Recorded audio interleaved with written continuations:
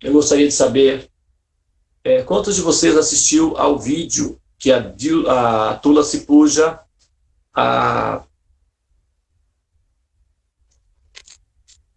postou sobre a reportagem de uma criança abandonada pela mãe. Eu assisti. Eu assisti também. Caromila assistiu, Aline assistiu. Assisti. Assisti também. Raquel, você conseguiu assistir? Chegou a assistir? Sim, assisti. Ale, você assistiu?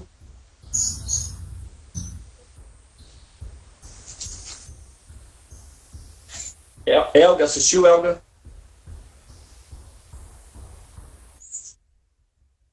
Bom, aqueles que não puderam assistir, não é? Depois assistam para que essa explicação que eu vou dar faça sentido. Bem, vamos respirar um pouquinho que vamos tocar num assunto muito desagradável, olha só. Um menino de 2 anos de idade, ele foi expulso de casa pela própria mãe, a Maria Francilene da Silva Monteiro. A realidade de uma família desestabilizada levou uma criança para a situação de abandono no bairro Nova Parnaíba. A não aceitação de criar o filho e a evidente rejeição incomodou quem testemunhou o ocorrido. Sentado na calçada, sem entender nada do que estava acontecendo, este pequeno menino de apenas 2 anos foi abandonado pela mãe. O filho dela, ela disse que não queria, e a filha dela chorando. Tem um vídeo da filha dela. Chorando porque ela disse que não queria se separar do irmãozinho dela. Ela disse que não queria. Então, eu acolhi a criança está aqui, mas ele aperreia. Pela mãe dele. O fato ocorreu na cidade de Parnaíba, no litoral do Piauí. Os vizinhos da mãe do garoto ficaram revoltados com a situação. E a criança só chorando, foi dormir 4 e pouco da manhã. 4 e pouco da manhã, perreando por ela, a mamãe. Apesar de não valer nada, mas ele gosta dela. E aí eu fui deixar a criança 9 e pouco da noite, ela disse que ia dar uma surra na criança e jogar ela na rua. Todo mundo ouviu. A mãe do menino foi identificada por Maria Francilene da Silva Monteiro. Procurada por nossa equipe, Francilene confessou que este já é o 2º filho que ela abandona. Eu não quero, não. Não quero. Eu que sou mãe, não quero. Eu sei que ele não tem culpa de nada do que o pai dele fez comigo, fez com isso, mas eu não quero ele. Durante a nossa entrevista, o menino bateu na porta da mãe, pedindo para entrar. E veja o que ela disse, olhando para o garoto. Não quero. Sei que ele não tem culpa, mas eu não quero ele.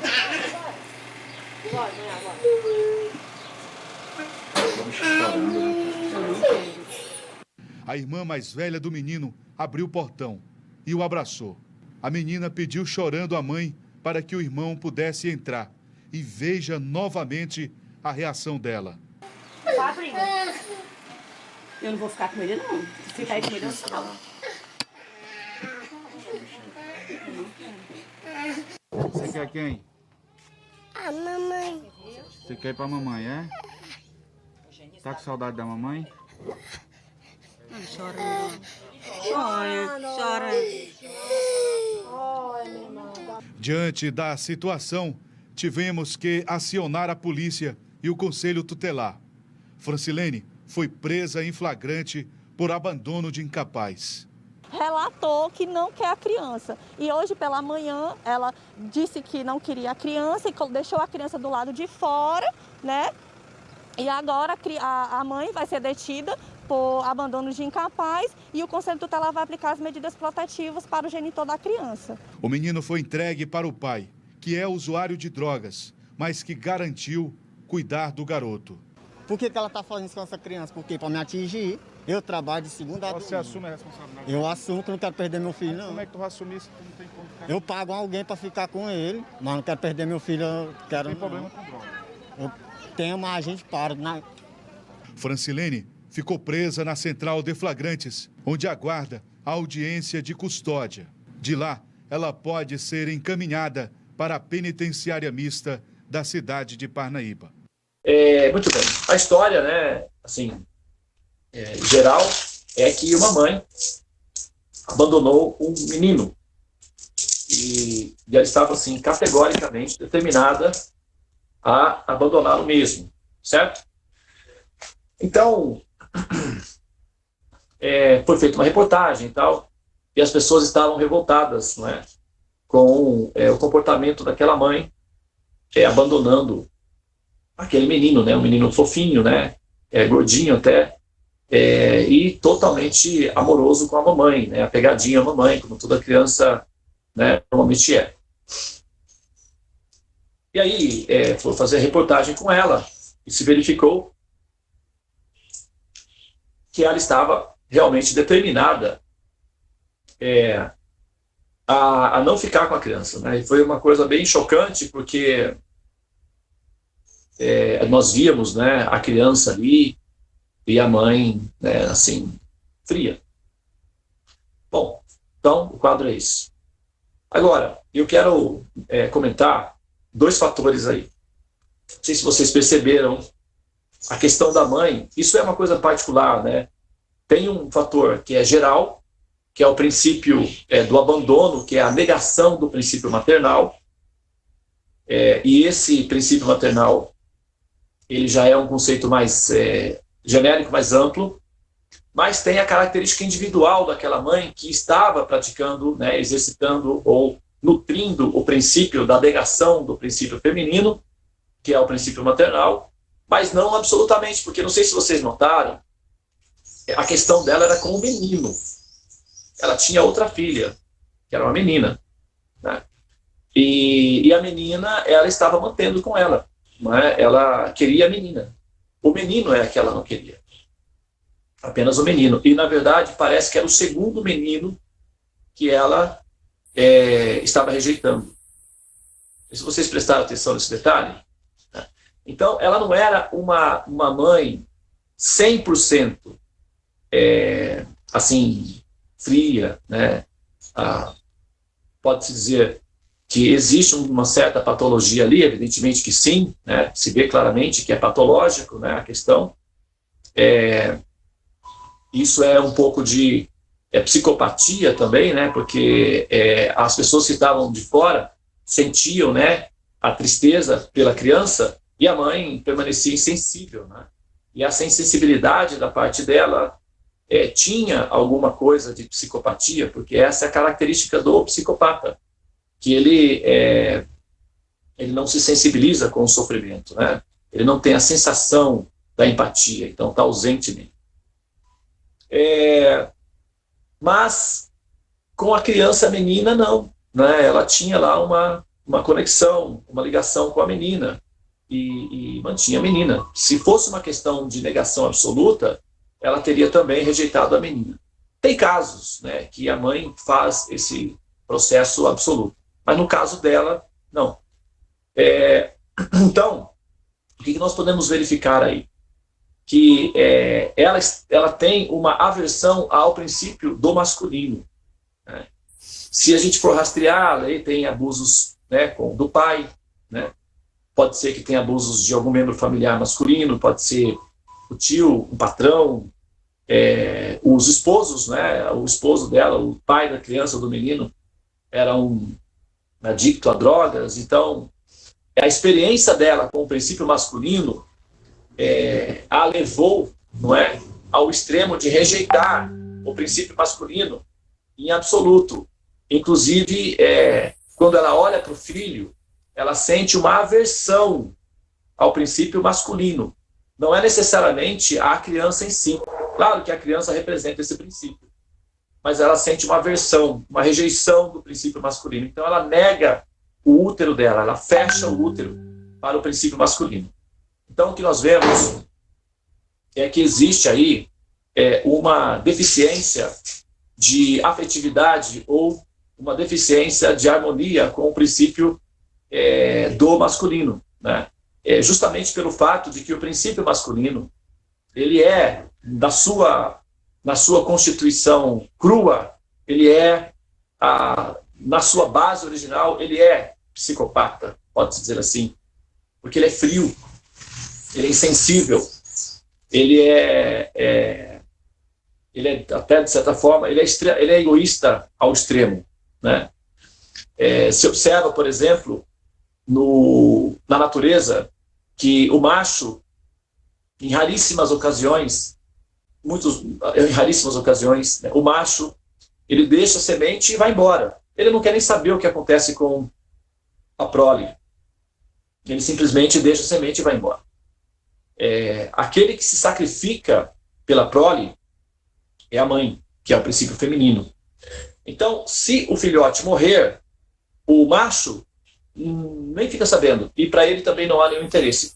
Porque esse princípio biológico masculino, a característica dele é essa, é o poder.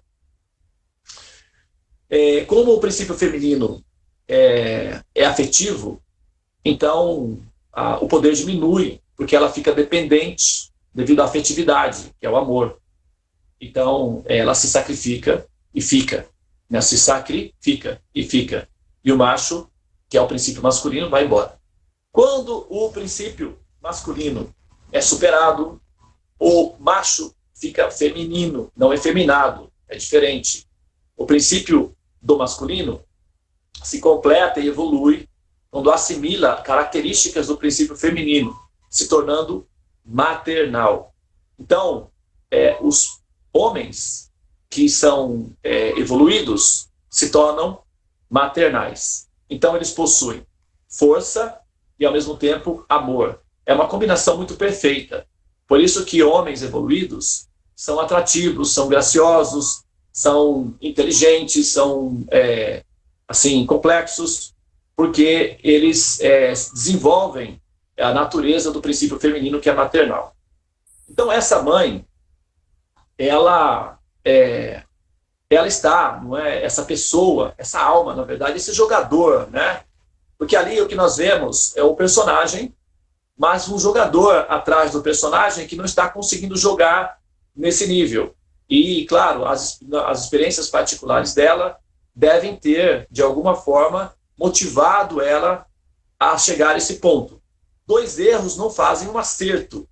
Não é que eu estou defendendo a situação dela, mas eu estou compreendendo certo ponto que ela, certamente, ela deve ter tido experiências negativas em relação ao princípio masculino, que levou ela a rejeitar o masculino, inclusive na pessoa do menino. Então, o jogador não está conseguindo jogar nesse nível. Então, o que acontece? Na próxima fase, esse jogador, ele quererá muito, por exemplo, pode ser que ele queira muito filhos meninos, né? Pode ser que esse jogador, o jogo, né, o programa, crie um roteiro em que, como ela está rejeitando, não é, o princípio masculino, ela deverá recuperar esse princípio de alguma forma, porque ela vai estar em desarmonia. E o jogo, né, o roteiro vai ser criado para que ela, então, alcance esse nível que é a harmonia com o princípio masculino. E é possível que ela precise se esforçar muito para conseguir harmonizar-se com esse princípio masculino. Então, esse é um ponto. Tá? Estou fazendo uma análise individual daquele jogador específico, que está fazendo o papel daquela mãe. Então, está jogando mal, né? Assim como mãe. Tá? Assim, claro que está ofendendo o princípio do feminino, e para vingar-se do princípio masculino, ela está sacrificando o princípio feminino, ou seja, ela está magoando o útero, fechando o útero. E nesse ponto ela está se aprisionando no Muladhara Chakra. E aí, nessa prisão, ela pode sofrer, assim, as consequências. Inclusive, ela foi presa, né, assim, tecnicamente falando, né? Agora, a questão da prisão do Muladhara Chakra é de um outro nível. Mas ela vai ficar girando aí, nesse Muladhara, até que ela, então, possa desenvolver, não é, a característica maternal e, claro, a resiliência, o perdão e a compreensão também, né, porque é preciso compreensão para poder conseguir, né, produzir o perdão. A criança em si, claro, a gente pode pensar assim, não é? Nós ficamos compassivos, compassionados com aquela criança, né? e até dá a vontade de pegar, não é, a criança. Né? Eu acho que muitas mães ali tiveram vontade de pegar a criança e levar a criança, né, para casa e ter aquela criança. Acho que muitas daquelas mulheres desejaram isso. Eu acho que muitos de vocês até pensaram nisso, né? Se eu pegaria, no caso, né? Pode ser que tenha acontecido esse pensamento no seu coração, porque era uma criança carente, amorosa, desejando a mamãe, e isso internece os nossos corações, não é? Pelo menos aqueles corações que têm aí empatia, né, e amor pelas crianças e tal. Então, o que acontece? Agora, se nós analisarmos do ponto de vista do processo da evolução, essa criança, quem é o jogador que está jogando o personagem dessa criança? Se a gente rastrear a história do jogador que está fazendo o personagem da criança, né? Qual o roteiro desse jogador que justifica o jogador jogar nesse nível ao ponto de passar por esse choque da rejeição da mãe? Não é? Se nós pensarmos, por exemplo, apenas em termos objetivos, como nós estamos observando dentro do prisma, que é a nossa realidade em 3D, que é a realidade imediata com a qual nós estamos lidando, é claro que nós vamos pensar assim, nossa, mas essa mãe, ela é muito cruel, o mundo e tal, etc. Tudo está correto, não estou dizendo que isso está errado, as nossas críticas têm que ser feitas mesmo, mas nesse nível apenas não é o suficiente para compreender o contexto como um todo. Porque se nós rastrearmos a história do jogador em si, não estou falando da criança, porque a criança é apenas um personagem, não sei, vocês sabem o que eu estou falando. Então, nós verificamos que esse jogador, ele possivelmente deve ter cometido alguma penalidade enquanto jogava com outro personagem anterior para justificar essa experiência, que é um tratamento de choque pelo qual o jogador está passando. Né?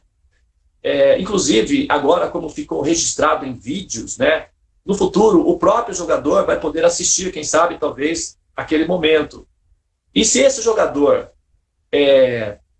de alguma forma, conseguir alcançar conhecimento e entender a situação daquela mãe, desse ponto de vista, né, que é uma explicação plausível, né, como nós estamos colocando aqui, é possível que o jogador, assim, compreendendo a situação daquele jogador, que é a mãe, possa, eventualmente, por compreensão, perdoá-la, não é? E assim ele possa, ele próprio, harmonizar-se com o princípio feminino. Porque ser rejeitado pela mãe são duas possibilidades. Uma, o jogador está numa fase de saída do jogo, não é?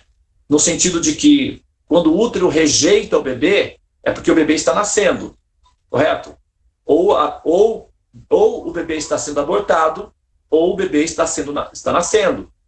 Então, se ele estiver sendo abortado, então é uma situação. Se ele estiver nascendo, é outra.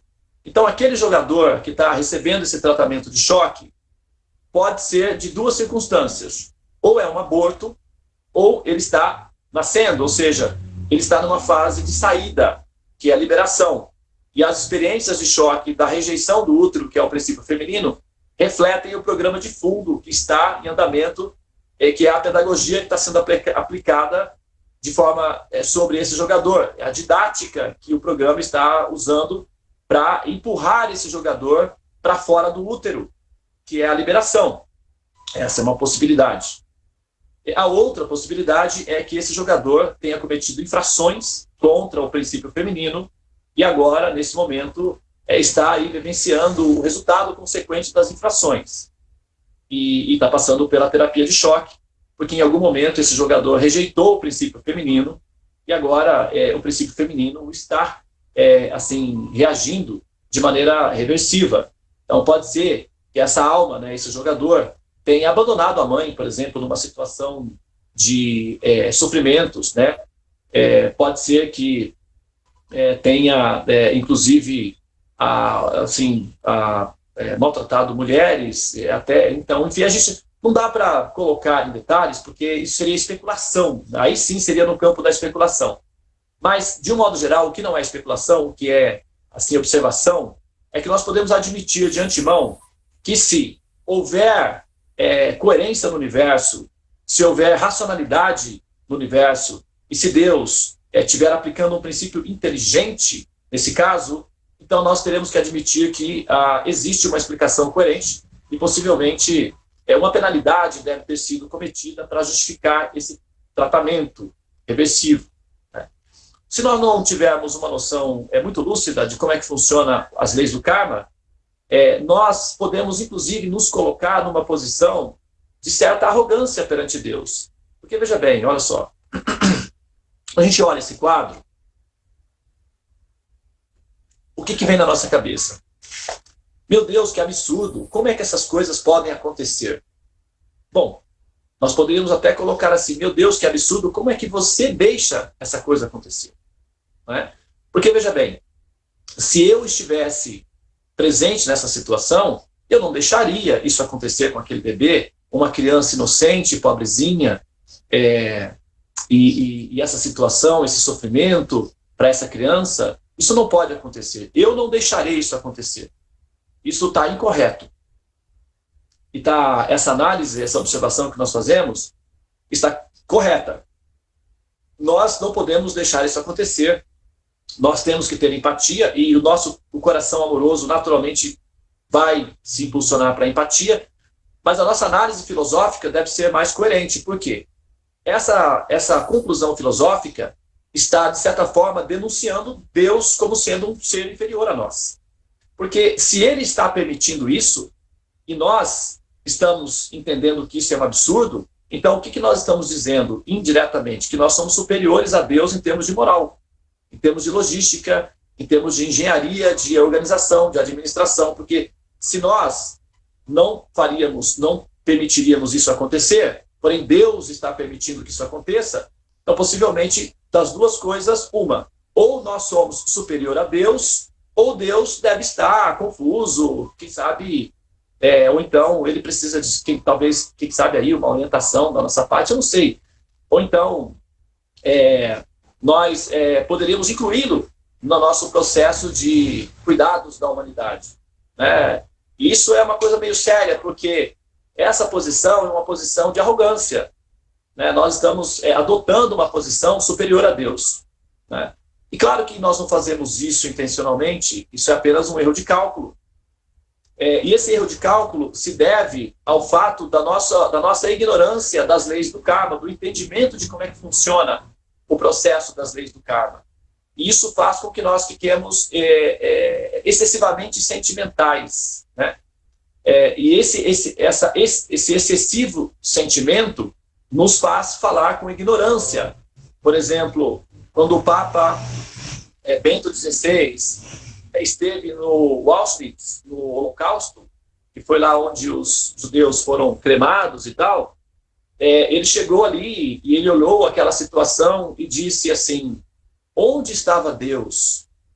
Tipo, como é que Deus permite que uma coisa dessa aconteça a pessoas inocentes? Não é? Então, essa é ou ignorância ou uma acusação indevida. Por quê? Se Deus está permitindo que isso aconteça e nós não permitiríamos, então nós podemos entrar num embate judicial contra Deus e, enfim, denunciá-lo na Corte Suprema, porque ele está agindo com inadimplência, isso é improbidade administrativa, negligência, e o que mais? Poderíamos fazer uma série de acusações e registrar as queixas, né? Que, na verdade, é o que nós fazemos internamente. Nós registramos as nossas queixas contra Deus. Agora, nós só não sabemos em qual fórum isso está sendo registrado. Mas as queixas estão registradas e isso aparentemente é uma denúncia. Agora, é claro que a nossa queixa, nesse sentido, procede da ignorância em relação às leis do karma. Não é? Como nós não temos acesso aos arquivos dos jogadores, então nós analisamos os jogadores do ponto de vista da nossa observação imediata. Imagine a seguinte situação, por exemplo, você está sentado numa praça e você vê um jovem, tem uma senhora sentada no outro lado do banco e ela está mexendo no celular. E um jovem vem grosseiramente toma o celular da mão dela, discute com ela, dá uma bronca em público com ela. A mulher fica acuada com aquela carinha de, assim, de vítima indefesa. Por favor, socorram, me ajudem. Eu estou sendo abusada psicologicamente e tal. E aí vem as pessoas e fica bravo com o rapaz, e segura ele, chama a polícia, dá uma confusão, e o rapaz ameaça de bater na mulher. E é uma situação realmente assim constrangedora. E você está observando tudo. Você olha aquele rapaz e diz, nossa, que grosso, alguém deveria bater nele, ou então ele deveria ir preso e tal, e como é que se faz isso com uma pobre senhora indefesa?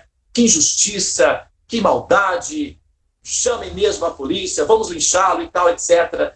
Aí chega um mais fortão, assim, mais poderoso, mais salvador da humanidade, e já quer bater no rapaz e tal, ok. E o rapaz está, assim, numa situação que ele se complicou muito. Então, conversa vai, conversa vem, se investiga a situação, e o quadro geral é o seguinte, o quadro real é o seguinte, essa mulher era uma cuidadora de idosos que cuidava da vovó desse rapaz, desse moço. Ele mora sozinho com a vovó, ele trabalha durante o dia e não tem como cuidar da vovó dele. Então, ele contratou uma cuidadora de idosos. Colocou câmeras, porque a vovó aparecia com umas manchas, ele ficou desconfiado.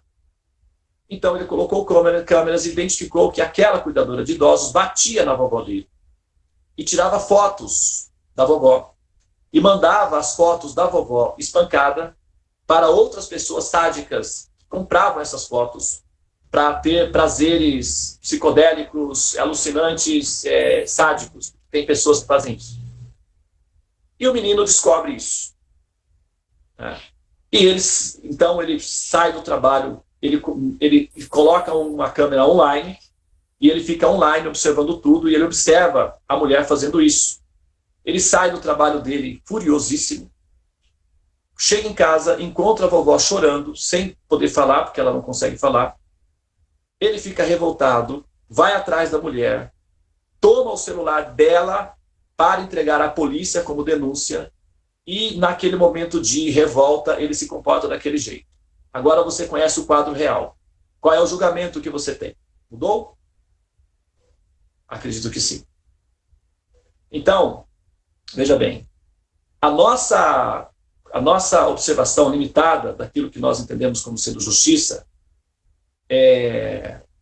pode nos colocar numa situação de julgamento assim, errôneo.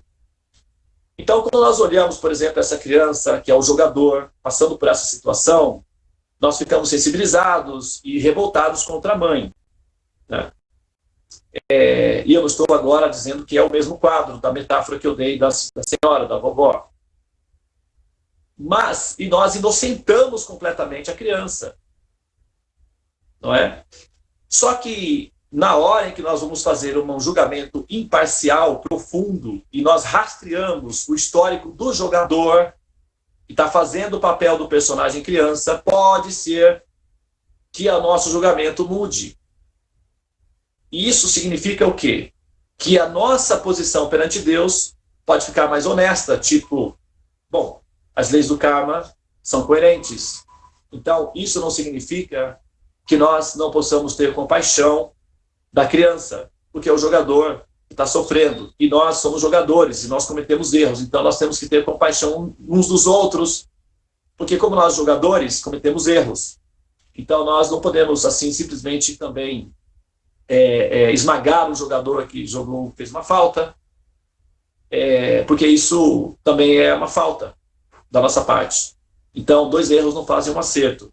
E por que as leis do karma, então, não são muito claras, ou seja, não fica tudo explícito? Não é? Nesse caso, por exemplo, por que o roteiro do jogador já não fica exposto para que nós possamos fazer um julgamento objetivo? Né?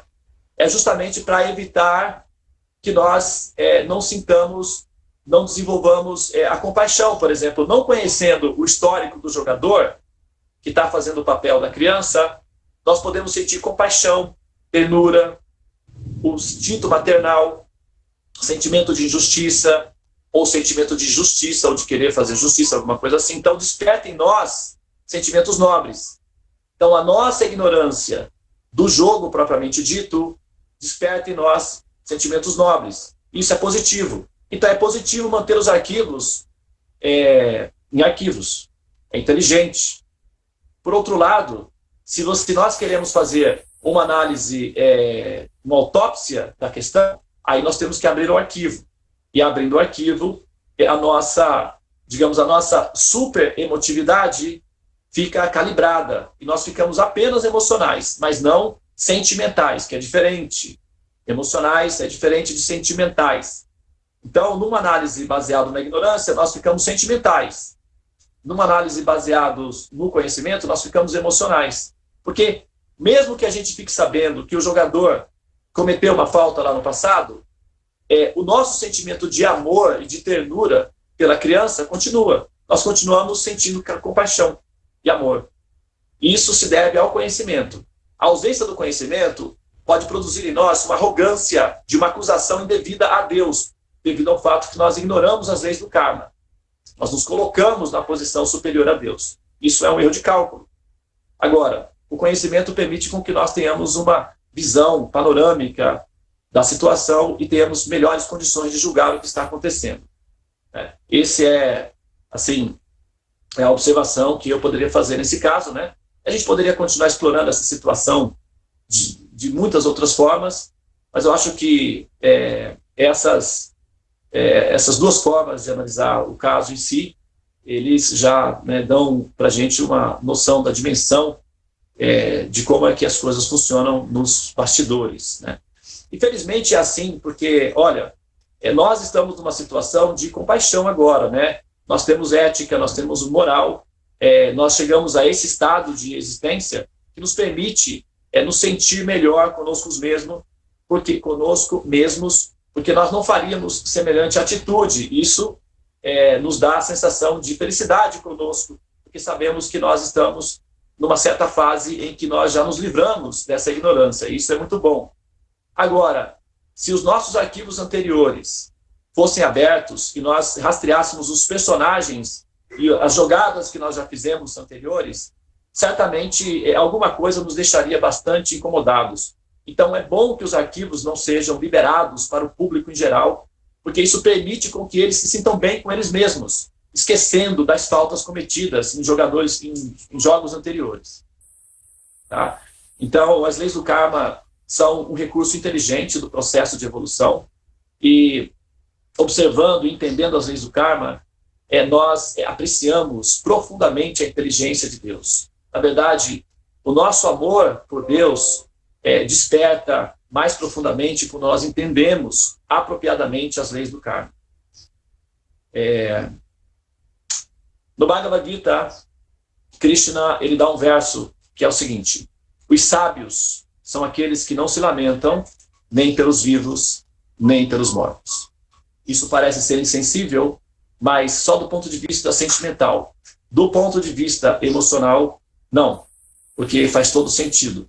Agora, né, para compreender o paradoxo, existem drivers que nós estamos gradualmente instalando. E se os jogadores permanecerem na sala, poderão ter todos os drivers instalados, o que vai permitir com que os links sejam baixados e os programas sejam lidos corretamente e de forma muito clara. Então, a minha sugestão é que permaneçam na sala e baixem os drivers que estão sendo distribuídos, porque eles são funcionais para que o processador possa ver o programa na sua funcionalidade online, no seu sistema, enfim, é o objetivo. Tá bom?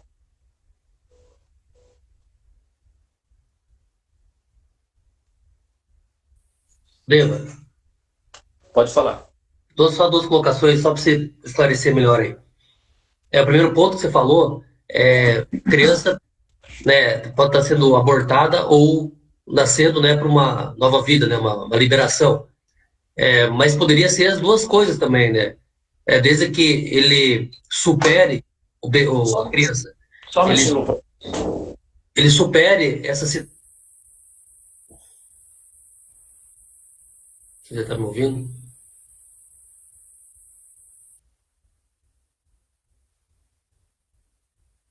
Vou detonando, está sem áudio, está no mute. Ah, tá, desculpa. Pode ser. Posso falar? Pode falar, desculpa aí, eu tive que interromper aqui. Pode falar. Tá, só vou bem rápido. A criança, você colocou que a criança pode ser das duas uma, né? Ou ela está sendo o processo de liberação ou, né, vamos dizer assim, penalização, né, por atos anteriores. Só que poderia, no meu ver, poderia ser as duas coisas, desde que a criança supere esse ser, né, o ator supere essa condição que ele está passando e ser liberado também. Sim, pode. Sim, pode. Não tem nada que impeça que os dois processos estejam se dando simultaneamente. Certo. E a outra situação que você colocou também não sabendo o histórico da criança, nos faz sentir compaixão, né, ternura e tal. Só que parece que é efeito contrário pela mãe. Ao tentar julgar, analisar a situação, também não se sabe o que a mãe fez para estar fazendo isso agora, e a gente acaba também julgando uma forma contrária em relação à criança. É isso que eu disse, né? Foi mais ou menos isso, né?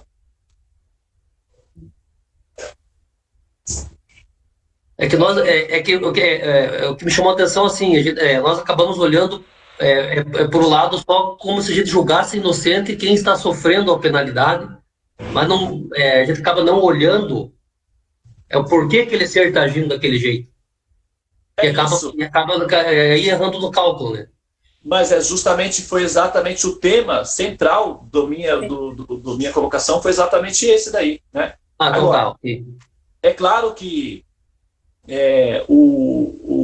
assim, como nós não temos como evitar o fato, né, de você é uma criança, né? Então ela é gordinha, fofinha, tá chorando, não tem como nós não fazermos por exemplo, sempre que tem um jogo, um time de futebol tá jogando, a gente tem necessariamente a tendência de torcer para o time mais fraco, né? Nós temos a tendência sempre de torcer para o time mais fraco, porque isso também é uma característica da empatia, né? De ficar solícito com aqueles que estão em situação de vulnerabilidade. Então é natural também, não é também nós estamos simplesmente assim, cometer um erro absurdo, não é isso, é natural, esse processo é natural, porque naturalmente nós temos a tendência de ter empatia por aqueles que estão em situação de vulnerabilidade, e a criança evidentemente está numa situação de vulnerabilidade, né? Então esse é o ponto, né? E aí, claro, numa situação imediata a gente tem essa visão, mas só que como nós estamos fazendo uma autópsia da situação, isso nos permite olhar por diversos ângulos, né, a questão, entendeu?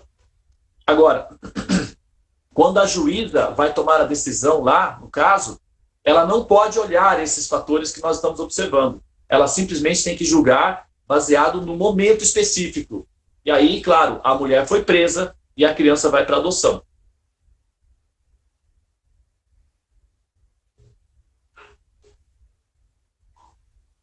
Entendeu?